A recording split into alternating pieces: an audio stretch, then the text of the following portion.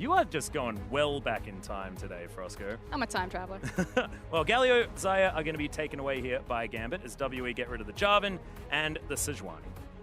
Pretty staple bans there. I wonder if this means that they're going to put more priority on the Gragas. I would like to see Condi pick up something a bit more aggressive, especially looking across from someone like Diamond, who can make those big plays if given the opportunity, if he sees it. I actually really love that ban. Yeah, the Alistair are going to be taken off the board, and I'm glad that you mentioned Diamondprox because, of course, his second most played during the playoffs was that Kayn.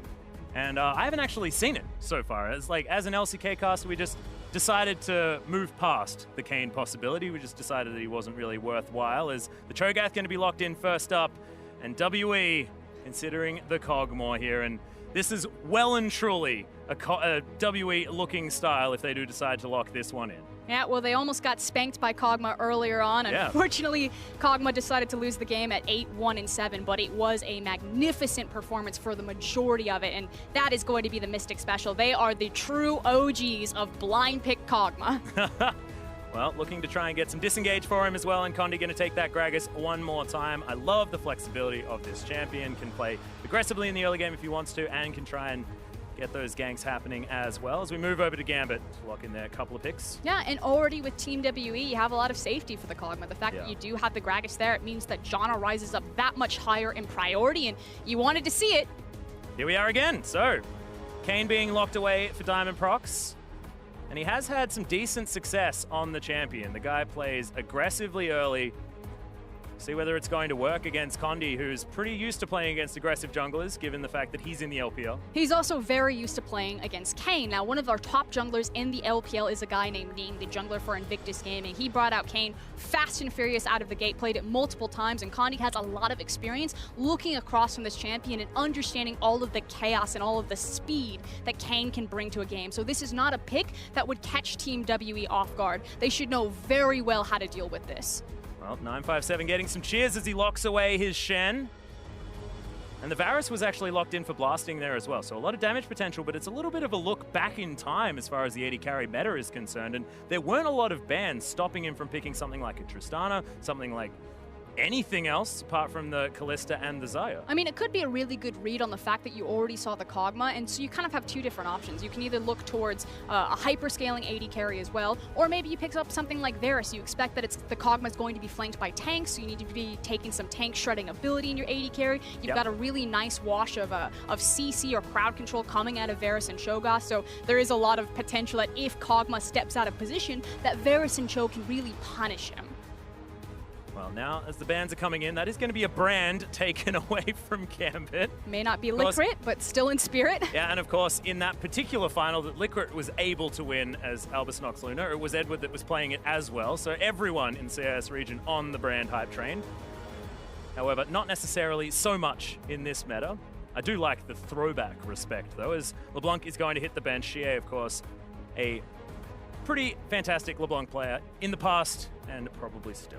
Yeah, definitely one of his champions that he looks better on. Xiye certainly has been slumping recently. I think that was pretty evident. In his last game, he went down like 20 CS, 30 CS in lane. Kind of touching on the brand really quick, though, it's also a pick that we see in the LPL probably more frequently than you would really expect coming out of a power region. And again, I actually really like Brand in kind of a big tank meta because of his passive and his ability to start shredding and doing more damage to those big, beefy champions. Yeah, well, the Thresh is going to be the ban away from Edward as well, so the Thresh Prince definitely getting the respect.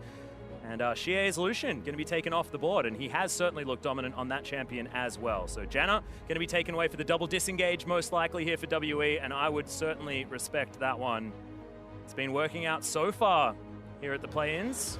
That is going to be that. So Ben locking away the Janna for the Kog'Maw. But the game plan is not changing for WE. They struggled earlier. Yes, this is the tried and true composition for them. Everything, all of the weight of the world on Mystic's shoulders.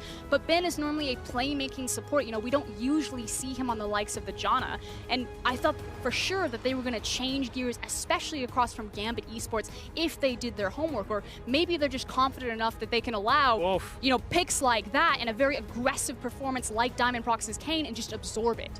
And this is Gambit really moving back to comfort now, as Kira not going to have his Anivia banned away this time, was banned against Lion. Now Edward, what is he going to take? If we were going to go back in time, Froskurinn, I'd want the Sona, personally. That was my original... this was when his name was Gosu Pep, you know, well back in the day, but Malzahar being considered, and that is going to be locked in. So is that Malzahar support? Could we theoretically have an Anivia support? Malzahar top lane? We're going back to Season 1. Cho'Gath support? Yeah? I'm going to bring some control back into this Champions Select. I'm going to say that it's probably Kira's Anivia. Again, that's his big signature legacy pick for that guy. And Malzahar support, you know, it hasn't been too far off in the distance. We've seen it already pop up in the mid lane position today, and you're still bringing that same incredible lockdown. And speaking of lockdown, that's now Varus and Malzahar. Again, if Mystic ever steps out of position, he will be punished. Well, WE going to take the Jayce here into the mid lane, and I like it. Augment a lot of magic damage that you're inherently going to have come out of the Kog'Maw, and the emphasis on poke. You've got Living Artillery now as well as the Empowered Shock Blast to really make sure that Gambit cannot stand around and not make the engage happen. We know that they like to, and Edward is going to have the flash ult to try and lock someone down, but Nethergrass may not necessarily be enough, and it doesn't have that AoE nature that the quickness did have when he had the Rakan in his back pocket. Those nerfs to that ultimate actually did look like they affected Edward, and certainly no nerfs to a targeted lockdown spell. It also means that while he's on the Malzahar, that his ability to roam and playmake in other lanes are really dependent on his level. You know, if he is someone like the Rakan, like the Alistar, he can leave lane that much earlier, start, you know, making those surprise ganks up onto the top lane into the mid lane. But as the Malzahar, he's a bit more dependent to sit down there for a lot longer, wait till level 6, and then try to make a big play with that ultimate. Yeah, but we'll have a lot of ability to shove the lane as well. And I mean, I know Kog'Maw, a lot of extra range if he has that Bio-Arcane Barrage up there, but Varus, the Piercing Arrow, can really get things done earlier on. And Blasting, I was actually quite impressed with how Blasting was playing in their last match against Lion Gambit. Of course, he's the one that isn't the legacy player from either Albus Nox or, you know, Moscow 5, then Gambit. And frankly, so he's stepping up. You know, he has been an impressive player, especially throughout the split for Gambit. Yeah, it's just a bit hard to shine when you're flanked between, you know, the legacies of exactly. the Thresh Prince himself as well as Diamondprox, and then you got PvPStejos and Kira on top of it. But I agree, I think Blasting's been holding his own, and now he gets to really test himself across from Mystic, because outside that blundered flash ultimate, Mystic was still playing pretty solid in a lot of those fights. And talking about tests, I mean, Kira now up against Xiye. Xiye, of course, has been a powerhouse. You mentioned slumping a little bit. But Kira now on his signature champion, going to really be able to test Xiye. Now, I do want to mention the crowd a little bit right now as Mystic is acknowledging them with his icon. They are chanting Jayo, which means refuel or good luck. It's kind of like add fire to the flame. So Gambit not only looking across from Team WE, but also that 6th man and the home crowd field advantage. And we just know how incredibly passionate the Chinese fans are as well. So there's a lot of pressure from that, but also a lot to be gained. So we'll see whether WE going to be able to harness it, or whether Gambit is going to be able to, as Schönfire stated, silence the crowd. We do need to quickly check on where Edward is standing, because Gambit do look like they're pulling something a little bit cheeky for this level 1, as Malzahar isn't bottom. He's looking for a delayed invade. This is 4 people from Gambit walking into this red jungle. Well, WE going to move down as well, but we've only got 1 on the bottom side. Great double stun, and there's the silence as well as Gambit gets some decent damage, but otherwise, not so much more as Xiye is going to move to his lane first. 957, a bit confused about what he wants to do, but those empowered auto attacks are going to get him working out here in this trade. It is really hard to deal with Cho, though, level 1, especially if he has his Vorpal Spikes. Needs to be careful, though. Okay, got the cooldown back. I like how they're both sort of made to auto attack after pressing buttons, you know? Does make some sense, as Blasting is going to have to get the heck out of the way of Mystic and Ben until Edward can come down and support him. But already, this is a really great start for Gambit. This is exactly what I wanted. A very clever, you know, early game play. And he could actually be setting up for a gank on mid. He's going to go through the wall. Yeah, Xiye already down to half health there as well, as he's going to jump forward. A flash comes out from Xiye, and Diamondprox says, well, that's absolutely fine. And Xiye is so incredibly low, and he took the Doran's Blade, so that's only 1. Oh, God, Kira, the auto attack is there. He's going to need another one as Xiye jumps forward. Good flashback as First Blood comes in for Kira. This is what we're expecting from this clutch player. And this is so punishing because not only did he get the first blood, but he also burned the flash. So it is so easy to look for the same play again. Diamondprox should just be camping that mid lane. The long-range stun potential of Anivia is so punishing now that Xiye is this vulnerable. And Diamondprox, he's not stopping. Well, he's going to bounce through this wall as Mystic's in trouble. Does land the slow there as the dash forward comes in, but Mystic able to get himself out of the way. But that is more summoner spells gained, and Diamondprox has successful ganks now in 2 lanes in what feels like a minute and a half. Yeah, pretty much Raptor's red, immediately punishes mid, now punishes the bot lane, and has a wealth of options before him. Again, he's got so much CC in every single lane. Yes, he'll have to wait a little bit for bot, but he's still got the slow available to him from Varus. So, where is he going to strike? Is it going to be the mid lane? Is it going to be punishing Mystic? Who knows, but I'm terrified about it. Feels almost worse than Zac, you know, as Mystic going to take a lot of damage. The flash from Blasting grabs another kill as the Acathian Surprise isn't going to be able to catch up. Just tries to get some minions, but barely does that as well.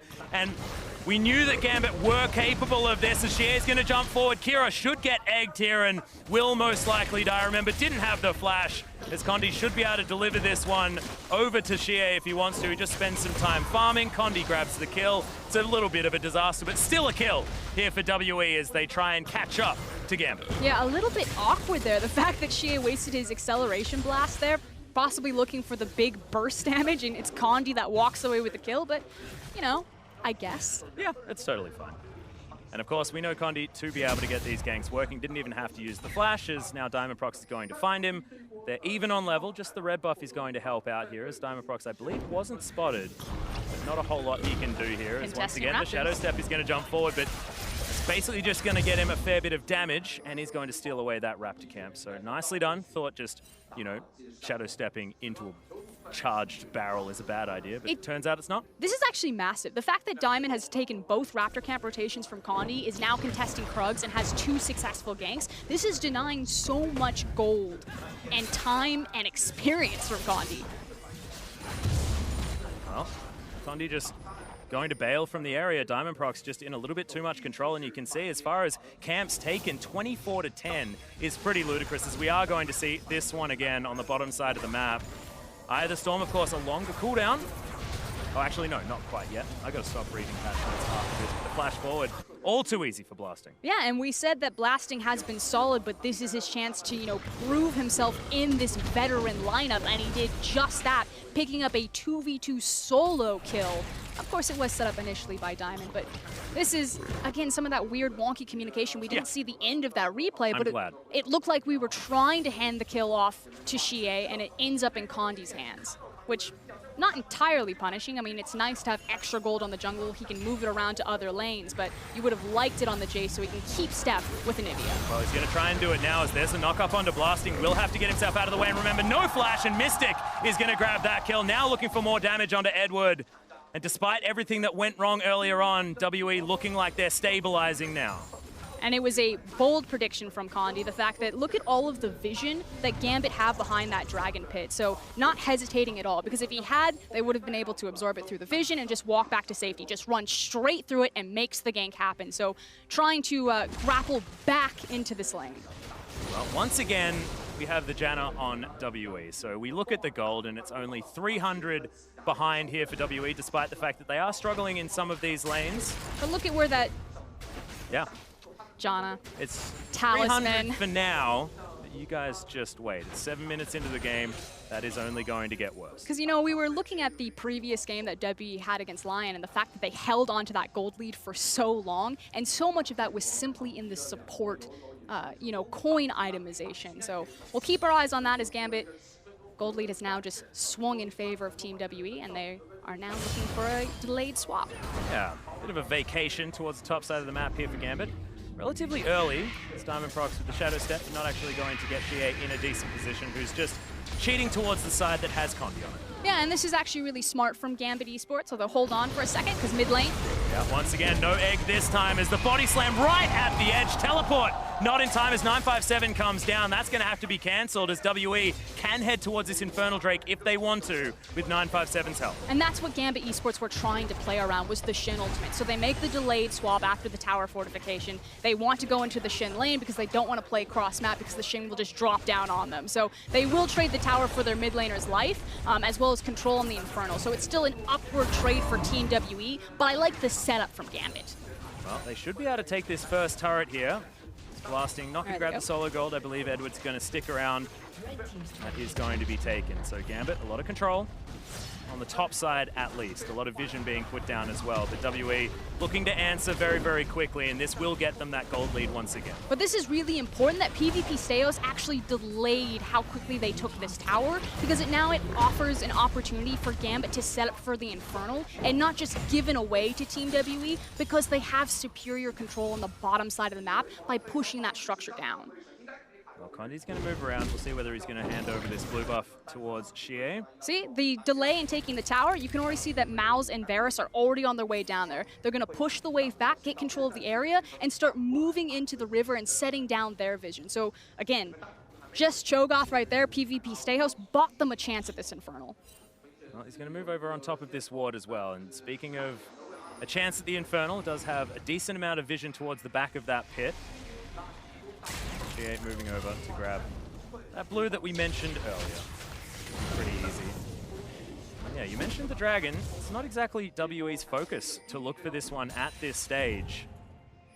Stejos just going to hang around as this void monster and patrol the area. I'm wondering, he's just most likely waiting for 957 to push up. Doesn't want the danger of a long lane. It's also the fact that he knows that 957 doesn't have his teleport. The ultimate was used mid lane. So Gambit eSports, again, make a great predictive call. We said that they felt too reactionary in their first game of the day. This is much better. Looking in advance, seeing that that ultimate go down mid, pull their Cho'Gath from top lane after he pushes it off, and take the Infernal for free. So PvPStejos doing a great job this game, just kind of grabbing free objectives for his team. Well, at the moment, 957 has actually been able to pull ahead by about 12 CS. Should be able to get some work done on this turret at the same time. The Cho'Gath just wandering through the jungle, but you're right. I mean, it's not necessarily about that. There's the Nethergrass, blasting, looking for it. Oh, that layering CC was stunning, as Edward's going to be able to lock down the kill. Mystic trying to get one back, buying time as Xiye makes his way in. Edward in trouble. To the skies comes down, but it's a great flash timing for Edward to get himself out of the way, and Kira turns up in the nick of time. Barrel comes in, Condi just bops him. 957 turns up. Everyone getting in here like the credits are rolling, something like that. Names coming down, and Diamondprox, Umbral trespass onto Xiye, gets himself out of the way, but not out of the way of the Akathian surprise. And this is insane. Kill after kill for everyone, but it's going in WE's favor. In the end, it's a 1 for 4. And PvPStejos is the only member of Gambit eSports to limp away from that one. He shows up, okay guys, I'm not about this party, and immediately walks it into mid lane. Yeah, it's like, and I'm here, and I'm here, and I'm here. And unfortunately, most of those and I'm here's were WE players. But Atlus, there is nothing that I wanted more than to just see these teams go full speed ahead at each other. Again, this is like a dream come true for old school League of Legends fans as we take a look at this. You talked about the layering of CC, 100% agree. Oh, 4 for 2, wasn't it? It was just beautiful to watch them absolutely blast Ben. Now, reinforcements arrive earlier for Team WE. Xiye getting on the side. The teleport comes in. And I really like the flash there to dodge the damage as it's coming down. But Condi's already behind them. Diamondprox is going to be late to the fight, finds a great cask and picks up another kill as Kira is just trying to zone Mystic on the back half. Will eventually pop Kog'Maw. Yeah, the barrier working out quite well at the same time. Meant that Diamondprox was extraordinarily low when he came in and gave an extra kill over to the Cog as well. Kathian surprise picking up kills makes you feel great as an AD carry, as the egg is going to be destroyed as well, and Kira went down in the end. I mean, are you truly maximizing your damage output on Kog'Maw? Exactly. If you don't use the passive? It was like old Zyra. People were saying, Max, you're feeding all the time. What is this? And I'm like, no, I'm just correctly utilizing my kit. Just ridiculous. Don't let me play. I support you in your choices. Well, you don't want to support me. Definitely don't do that. It's going to make you even more upset. Diamondprox looking to try and lock down this Rift Herald. Condi wants to get himself over, but not going to be able to land that one, and is a little bit upset here as he pops his way in. Oh, fantastic aim on the cask, and the flash taunt comes in. Diamondprox punished in every way, and it's Mystic that gets the kill. And now this Kog'Maw is suddenly 3-2-3, so after an explosive early game from Gambit eSports, where Diamondprox was just basically running a train on multiple lanes, suddenly not transformed yet, getting picked off, and Kog'Maw right back in the driver's seat by being leapfrogged ahead. Yeah, and I actually wanted to ask you about this, because the transformation, of course, it's about killing ranged or melee. When you kill Jayce, what happens? I'm actually unsure. Yeah. I don't get to see that interaction a lot. In fact, in the LPL, we don't actually play a lot of Jayce. It's usually been rookie. So Xiye pulling out the pick and Ben pulling out the Janna are indicative that Team WE really have been, scrimming quite heavily and trying to change up some of their picks. It's the same style, but it feels like they're trying to fit more into kind of the Korean meta. Yeah, I actually really like it because we know 957 is a fantastic carry player himself, so that can be flexed theoretically. As we've got a top lane fight towards the bottom side of the map, but look, that's why we don't talk about it, because it's wet noodles on both sides. No one's really going to die. There's the Blade's Reach that comes in. Umbral Trespass comes down, but not sure whether he really wants this one. Diamondprox to get out of the way, but not far enough. And Mystic gets another one. 4-2-3 now for the Kog. He's looking for his Ginsus very, very quickly. Just needs the combine. And see hero, kill hero is not working out for Diamond today. Again, just a bit too aggressive. Didn't necessarily have the information to look for that type of invade. And now, again, Kog'Maw gets another piece of gold in his back pocket. And I feel like we're observing the Condi show a little bit here as well. He's 3-0-4 as he's going to turn up towards the bottom side. PvPStejos in trouble, but does have a lot of CC to his name, and it takes a while to kill him, even though he doesn't have that many items. He's just going to back his way out, and WE didn't want to waste their time. But at this point, Team WE just kind of want to funnel a bunch of gold onto Mystic. I feel like WE have really put Mystic in kind of the new Wei Xiao. If you go back historically with this organization, they crafted one of the greatest AD carries of all time by just throwing everything in the kitchen sink into his piggy bank, and they do a very similar thing with Mystic. It's not just the composition that was entirely built around him, it's also the fact that they'll slow down the tempo of the game, they'll get him into the mid, get him into these side lanes, and start funneling all of this extra gold, and as soon as he has his items, which he's now got the Rage Blade in his back pocket, that's when Team W will look to strike next.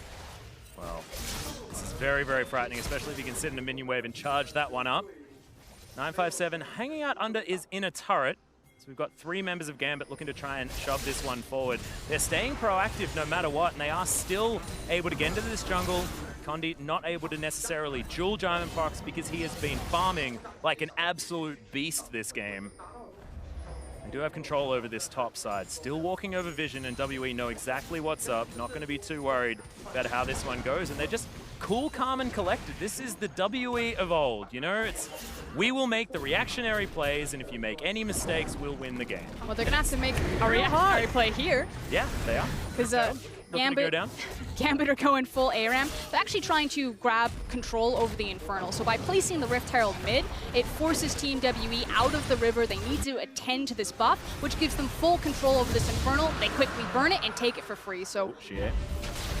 He's looking for it, jumps into the skies. Lots of AoE damages. There's the Nether Grasp, but 957 turns up. Massive knockback from Condi, who just destroys Gambit. And Kira's going to go down as well. We said Xiye was slumping. Well, it's not this game, as they're still looking for more. The slow comes in, but 957 not wanting to dive just yet. And it's like WE is saying, you can have all the dragons, we'll just kill you. They figured it out. They can't start the dragon. That's when the team fights go sideways. They wait for the other team to start the dragon now. But they do have control of the creep wave, and they do have a lot of pushing pressure with the Jayce as well as the Kog'Maw behind them. Yeah, you may think that that's only 2 caster creeps. That doesn't matter. They got 5 people here and a heck of a lot of damage. Move back up through. You could imagine that they want to take down the mid turret, but Diamondprox is there. And they're able to actually grab one back. So as far as objectives, I'm feeling okay for Gambit. Not bad. For tower trade as well as the Infernal, the big issue though is that it was an inner for an outer. Yeah, that's true. But I mean, outer mid, still pretty good. I mean, there's arguments here. Still works out. I don't know. My inner Gambit fan is showing. I apologize. I mean, the cool thing is that the more that the map opens up, the stronger Gambit's composition really gets in terms of making a lot of these picks and hunting down a lot of these assassinations. Taking a look at that, that was the assassination by the good old Xiye. Yeah, pretty disgusting. Over the wall, great CC layering. It was started out like by Xiye, like you said. He has been slumping, but having a great game this time around. Yeah, now 3-0-6 for Condi as well. Have a feeling that his Gragas needs to be looked at here from some of these teams and play-ins because he just looks so comfortable. Despite how things went as far as the challenge that Lion were able to put up against WE, it was still Condi able to get the work done quite nicely.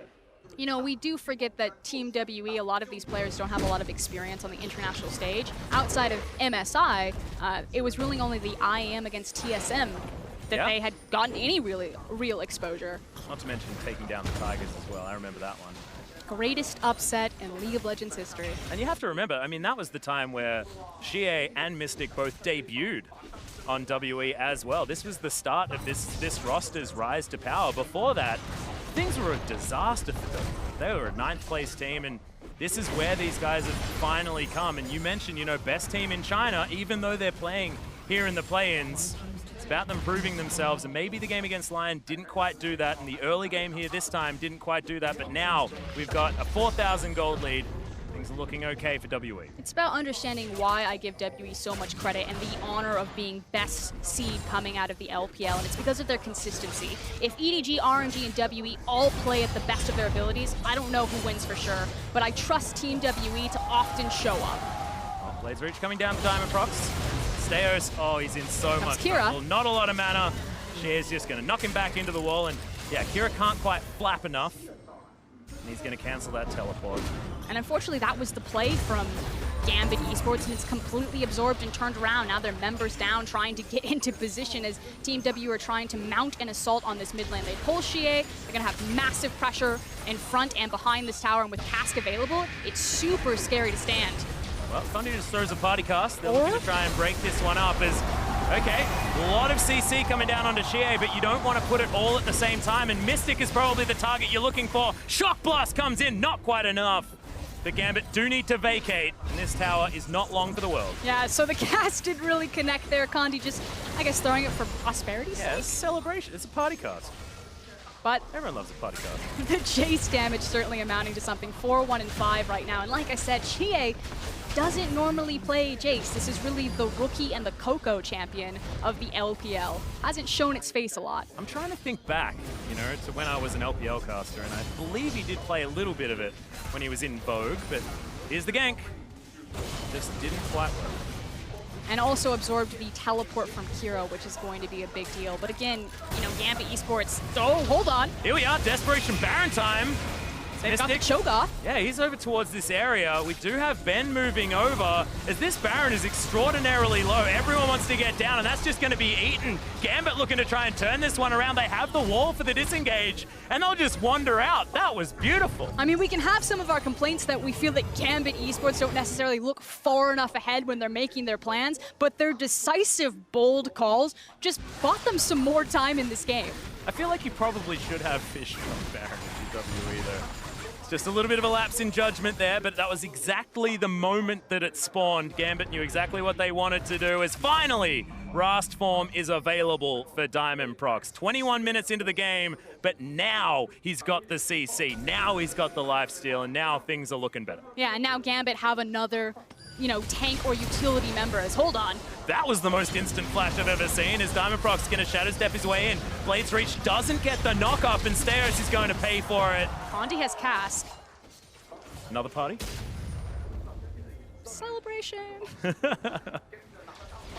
Yeah, we'll see whether Diamond can actually affect this a little bit more now, as the inhibitor turret is in trouble. It's a 4 versus 5, and WE can throw out a lot of poke. Another cast to come down. Taunt in at exactly the right time as he uses the ultimate to get a bunch of his health back. Does so effectively, and Condi has to body slam for his life. Walks back into a stun as well. Somehow doesn't die. Living artillery! The execution damage is enough to get rid of blasting. That should spell the end of this turret as they tank it up and take it down. Inhibitor should follow, and WE playing with aggression here at the 22-minute mark. I mean, lose the 20-minute Baron, but they're the ones that open the bottom inhib. This is the Team WE that I really expected to come in hot and heavy in this play-in stage. This is why they are known for the blind pick Kog'Maw. Mystic is just so dangerous on this champion. that said, it felt like Gambit gave it a lot of free kills that it shouldn't have necessarily gotten. It was still blasting Edward, finding the 2v2 solo kill on Mystic and Ben. So there's still flaws here. There's still a big Achilles heel that Gambit have been able to punish, but they've lost a lot of steam transferring into the mid game. Diamondprox is looking to try and take down Gambit's third dragon of the game. But Condi just says no, and he's going to be able to shadow step his way away, but this does just provide a leash for WE, who do get that high priority Cloud Drake in comparison to Gambit's two Infernals. I mean, what do they even do, Infernal Drakes? I mean, what's the point? Oh, this is dangerous. PvPStejos. Oh, he's good night, sweet prince. On. The taunt is available there for 957. Lands it all too easily as Xiye looking for the damage. He doesn't want to get eaten still, but the rest of WE going to turn up. I mean, that felt like we shouldn't have really shown it, to be honest. Not a whole lot that the Cho'Gath can do. It's back to the void for a moment. And Team WE, it looks like they're just going to steamroll down towards that inhibitor. Mystic was maybe trying to defend the mid lane, but he's waddling down there as fast as his little legs can carry him. And this should be a free inhib. I mean, Kira's continuing to push top. He does have teleport. But I mean, what can they do? I mean, in a 4v5 situation, this inhibitor, not long for the world anyway, because it doesn't have a turret defending it. So you may as well just try and get what you can done, but he's not going to stay around. That inner turret survives on the top side. Now 5 turrets to 3, the inhib now gone. I believe, you know, Baron's gonna wear off in another 3 seconds. So that should mean that at least there'll be a moment of respite, but if there's ever a lane that you want open, you talk about this all the time, that is the Baron inhibitor that WE have taken, and it means that they're set up to try and take the next one. And it means the window of error that Gambit now have to play around the next Baron when it spawns just gets that much larger. PvPStejos will have his teleport available. Kira still has his, but one of these members will have to be very diligent about controlling the bot wave, while Team WE are just patient around the Baron. And that's even considering that they think they need the Baron to end. I mean, they lost the first one and they just walked through the base. The gold lead is massive, and most of that is in the hands of Mystic, exactly where they want it for this composition. Well, we just saw the Baron power play. It's about 1,000 gold in the negative for Gambit, unfortunately. WE were able to pressure that turret down, and this is what happens when WE are in control. I mean, you might be able to sneak a Baron like that, but the team fighting prowess with the composition that they've put together for themselves just feels like WE are in so much control. Wit's End almost done for Mystic. There has my 2 favorite items on the way. Ginsu's Rageblade. Oh man, I'm just so glad that it gets rushed now. I just get so much game time with the Ginsu's in it.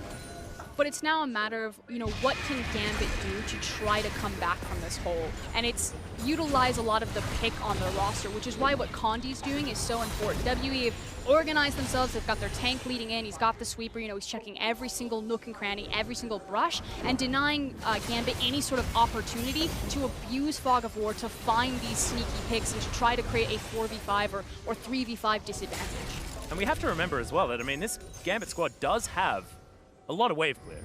Remember back, I mean, we were talking about CLGU from the old times. That was Froskurinn, he was the Anivia player, and what did he do? He stalled out games for hours and hours. As there's the knock-up on a Mystic, has to flash to get himself out of the way after using the QSS, but there's just too much damage here for WE, and Xiye was left unattended. Diamondprox doesn't want to be tanking those shock blasts. So at least the Glacial Storm is in there.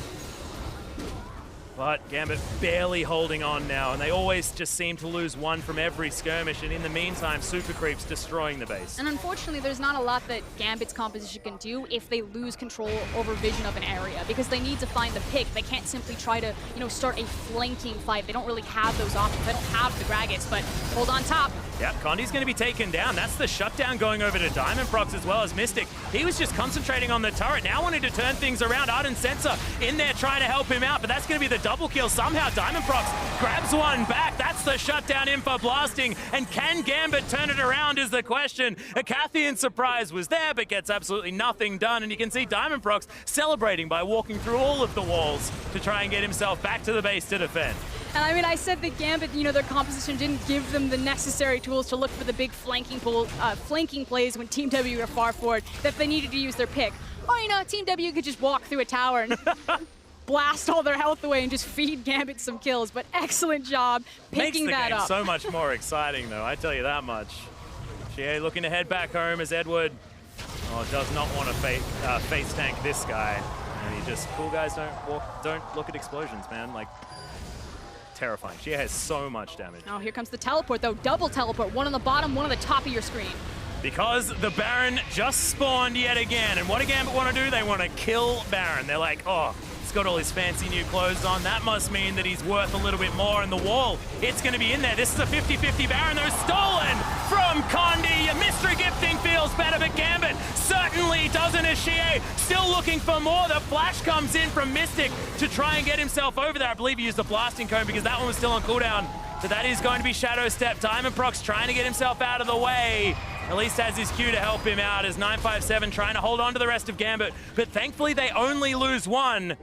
As now Edward desperately trying to hold on to his base. They lost a Nexus turret. And blasting, oh dear.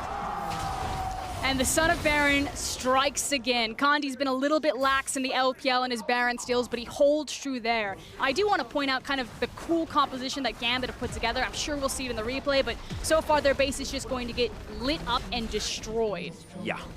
And Condi's going to get rid of this inner turret as well. It's 9 turrets to 3, 11,000 gold lead as Mystic. We know what he can do on Kog'Maw, and he certainly does as well, as this Ginsu's is charged up, ready to go. And there is an egg now standing in their way. I'm not entirely sure what happened. How do you taunt an egg? I'm not sure, but Mystic says he just wants to kill it. Minions are streaming into the base. There's only one Nexus turret here, and Gambit desperately trying to hold on. Diamondprox is going to fall, and despite the fact that they get an ultimate down onto Mystic, which should be a good thing, it's just not going to be enough. They're too far behind, and WE looking to go 2-0 themselves. Cloud9 successful as the tier 1 seed, and WE looking to do the same thing with a home crowd here on day 1. Rebranded, re-rostered, and remembered, Team WE finish what they started in 2012 and take down Gambit eSports.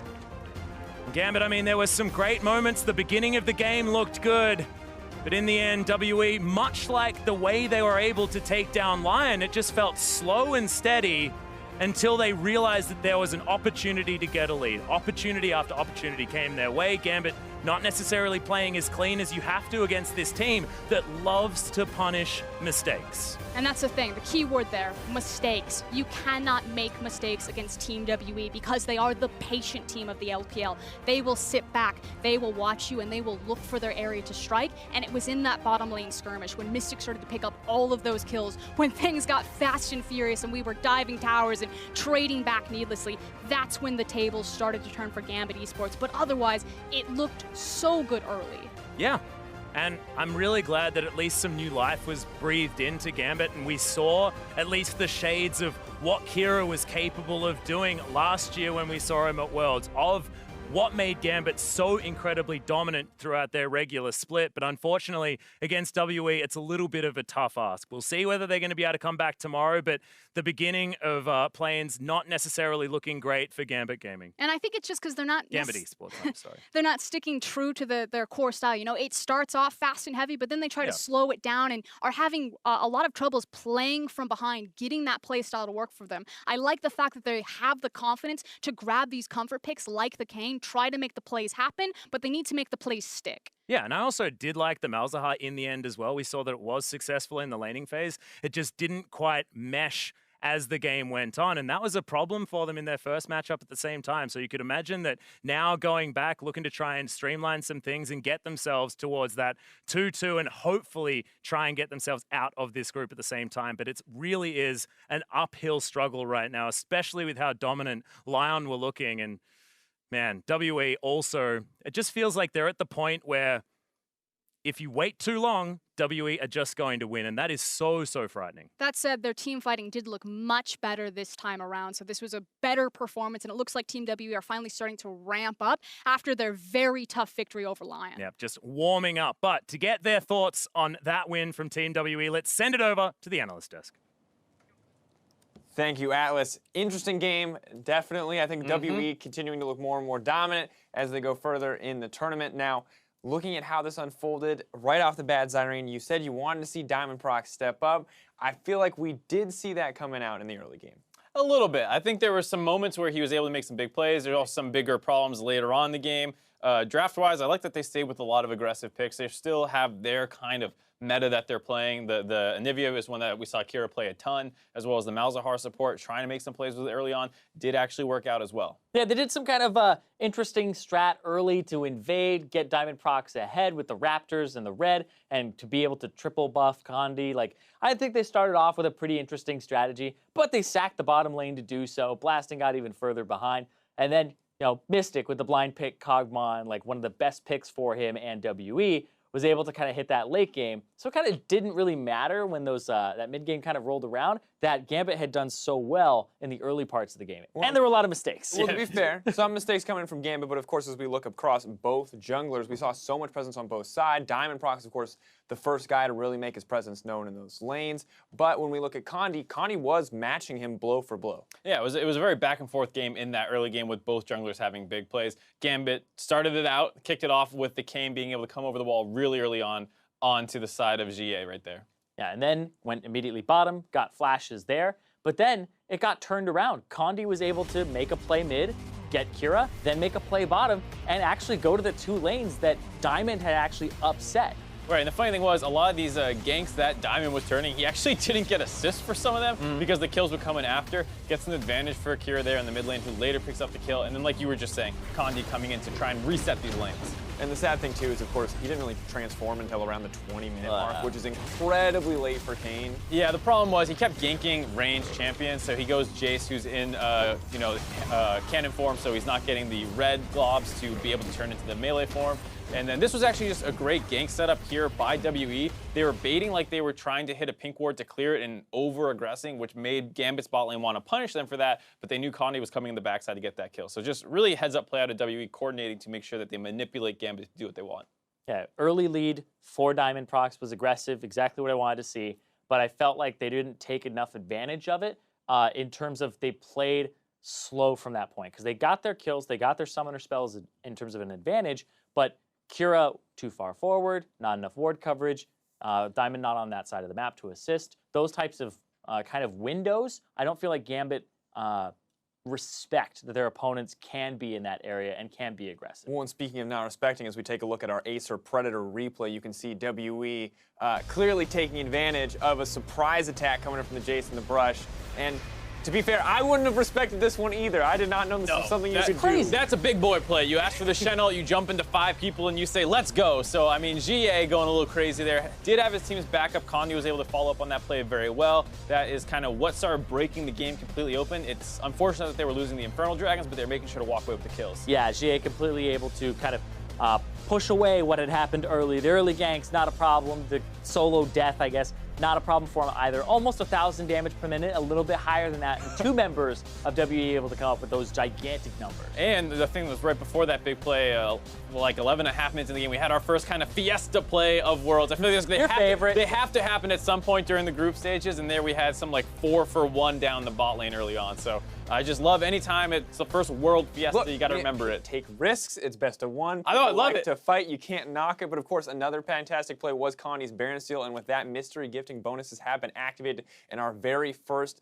day of Worlds. So if you're looking for those eSports skins, those legendary skins, now is the time. Yeah, a lot of NA fans are probably going to wake up happy tomorrow if they miss this game. You know, regular sleep schedule people. I mean, now you get to say, hey, I suddenly get more stuff. This is awesome. Yeah, I hear these stack as well, so get more Baron Steals, get more of those. Baron Steals, we need more bot lane parties, we need just more. Well, we've got one more game, and until we wrap up day 1, regional rivals OCE's Direwolves and Brazil's Team 1 eSports face-off for the pride of their crowds back home. But before we go, without a break, let's hand it over to Fish, who has an interview with Team WE's jungler, Condi. Hey guys, I'm here with Condi from Team WE after an impressive victory over Gambit eSports. Condi, the first thing I want to talk about is Gambit threw out some really unorthodox picks. We had Kayn, we had Anivia, we had Malzahar, and it seemed like it threw you guys off. Early on in the game, you fell quite far behind. What was the team comms like when you guys were falling that far behind? 但是他们这场比赛当中呢 ，Gambit 选出了一些比较出奇的一些英雄，比如像说他们的凯隐，比如像他们的中路的一个冰鸟，以及下路的马尔扎哈。那你们在前期的话，其实落后了蛮多。那你们对于就是在阵容上的话，是怎么去找补回来的呢？我觉得他们的选英雄就是有那种大胆的尝试吧，我觉得是非常好的。然后前期因为被他们套路了嘛，所以我们落后了比较多，基本上就是我的野区已经就烂了嘛。